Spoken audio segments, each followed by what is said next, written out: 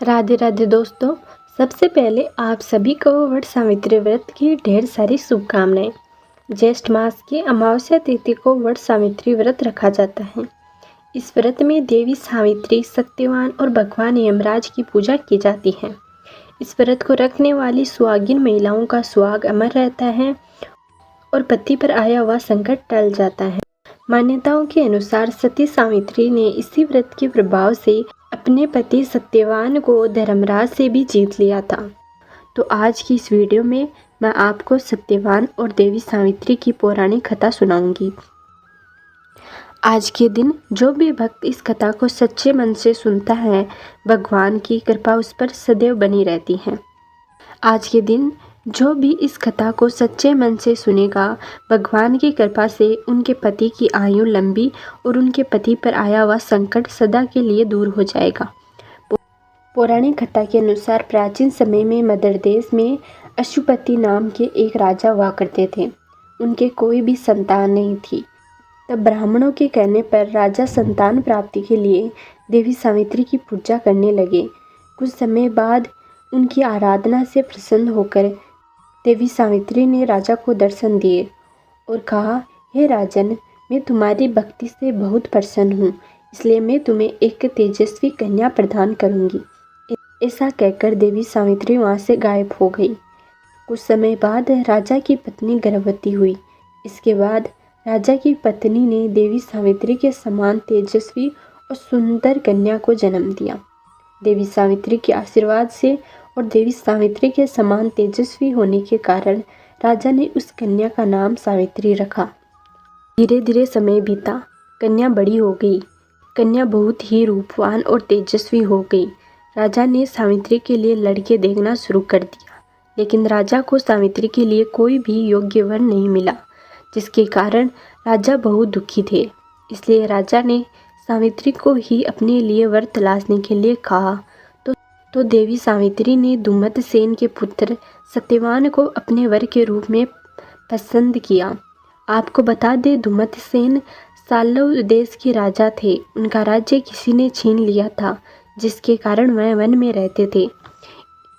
इधर जब महर्षि नारद को यह बात पता चली तो वह राजा अश्वपति के पास पहुँचे और कहने लगे, हे राजन, ये आप क्या कर रहे हैं? सत्यवान गुणवान, धर्मात्मा, बलवान जरूर है, परंतु उसकी आयु बहुत छोटी है। 1 वर्ष के बाद ही उसकी मृत्यु हो जाएगी। महर्षि नारद की बात सुनकर राजा अश्वपति चिंतित हो गए। फिर राजा ने अपनी पुत्री को बुलाकर समझाया कि जिस राजकुमार को तुमने अपने वर के रूप में चुना है वह अल्पायु है। ऐसे व्यक्ति से विवाह करना ठीक नहीं है, इसलिए तुम्हें किसी और को अपना जीवन साथी बनाना चाहिए। इस बात पर सावित्री बोली, पिताजी, आर्य कन्याएं एक ही बार अपने पति का वर्णन करती हैं, अर्थात चुनती हैं, इसलिए अब कुछ भी हो जाए मैं सत्यवान से ही विवाह करूंगी। देवी सावित्री की हट करने के कारण राजा अश्वपति को सावित्री का विवाह सत्यवान से करवाना पड़ा।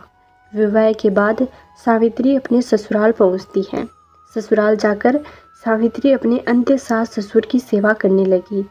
ऐसे ही समय बीतने लगा। महर्षि नारद ने सावित्री को पहले ही सत्यवान की मृत्यु के दिन के बारे में बता दिया था। जैसे जैसे वह दिन करीब आने लगे, सावित्री सतर्क होने लगी। सावित्री ने पहले ही उपवास करना शुरू कर दिया। नारद मुनि द्वारा बताई गई तिथि पर पितरों का पूजन किया। हर दिन की तरह सत्यवान उस दिन भी लकड़ी काटने जंगल में गए। साथ में सावित्री भी गई।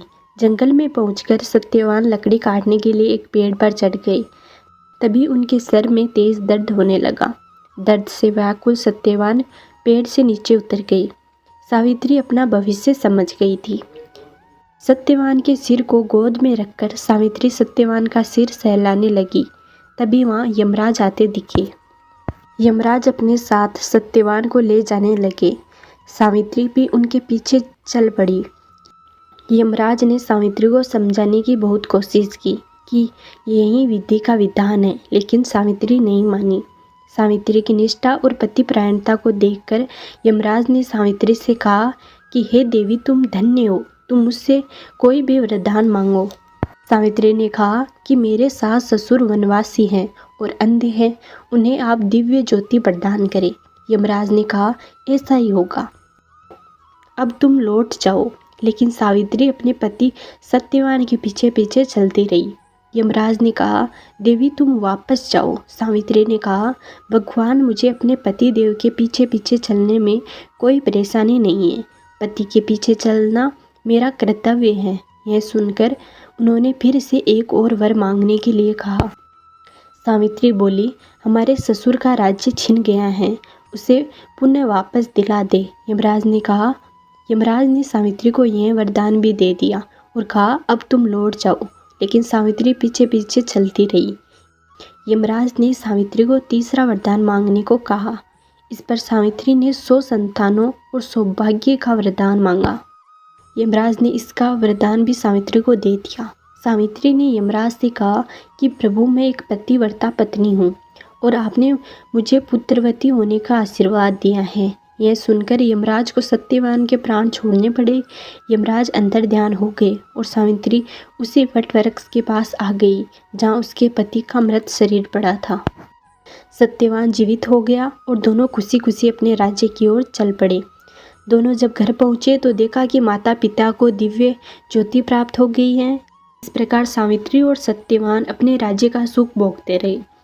अतः पतिव्रता सावित्री के अनुसार ही सबसे पहले सास ससुर का उचित पूजन करने के साथ ही अन्य विधियों को प्रारंभ करें। वट सावित्री व्रत करने और इस कथा को सुनने से व्रत करने वाली स्त्री का वैवाहिक जीवन या जीवन साथी की आयु पर किसी प्रकार का कोई संकट आया भी हो तो वह टल जाता है।